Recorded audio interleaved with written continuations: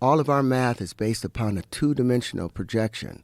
What they do in calculus, they will reduce the action of all things. They'll keep trying to reduce it down to one moment because they believe Newton's first law that everything moves in a straight line, or everything is still until acted upon. They forget that everything is in motion, and that concert of motion is a necessity. They have to include all the other forces involved in order to have equanimity in their equations. And so how, in a practical sense, does this affect mathematics? Well, once we let go of Cartesian space and the 90-degree angles, well, picture this. Let's take another practical place. Look at a computer chip.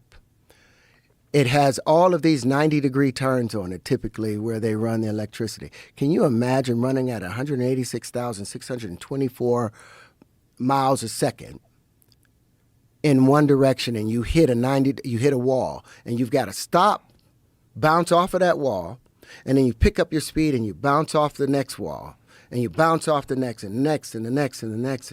How much heat are you building up?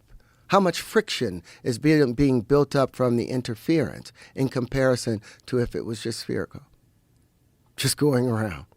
It would build up no heat.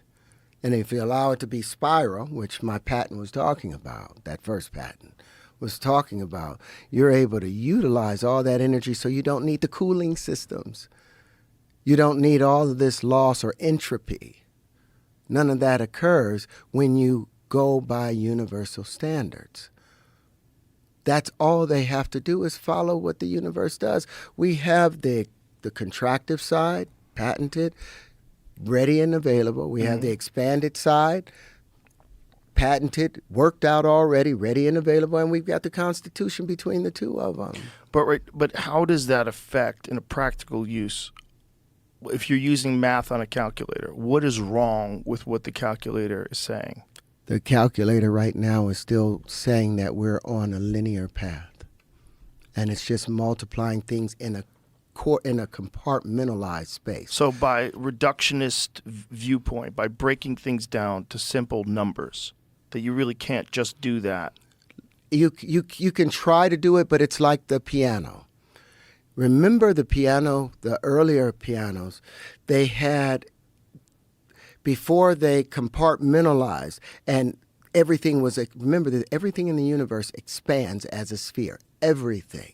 Even music expands as a sphere. But what they did with the piano is they took all the 12 notes and then they just start them all over again instead of accounting for the expansion, that space. So you would never, if you're looking at the periodic table, you would never get to the titanium or to the rubidium or to the cesium because they would all keep it with just the 7 tones. They don't allow for the necessary expansion, so you don't have all of these other isotopes to use because they keep things here. You don't allow your child, nope, you're not going to get taller. I need you to stay just at 4 feet. That's the height. That's how high you can go. You will now be allowed to grow further.